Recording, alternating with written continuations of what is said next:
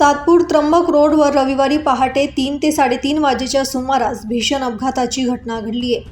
भरधाव वेगात असलेल्या स्विफ्ट कार क्रमांक MH15HY5488 ने स्वप्नील पाटील वय 22 वर्ष राहणार श्रीकृष्ण कॉलनी श्रमिक नगर परिसर या युवकाला जोरदार धडक दिली.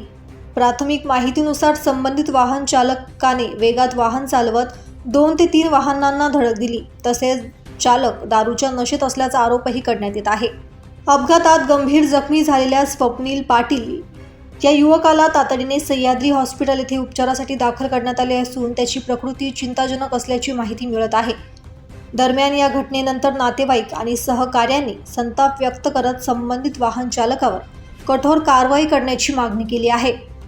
सातपूर त्र्यंबक रोडवर वारंवार अपघात होत असल्याने स्थानिक नागरिकांमध्ये भीतीचे वातावरण आहे. रस्त्याच्या कडेला सुरू असलेले खोदकाम आणि अपुरी सुरक्षा व्यवस्था ही या अपघातांना कारणीभूत ठरत आहे का, असा प्रश्न उपस्थित होत आहे.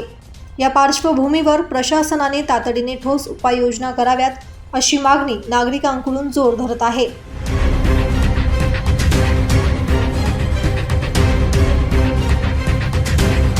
दैनिक भ्रमरसाठी प्रतिनिधी मंगेश एरंडे, सातपूर.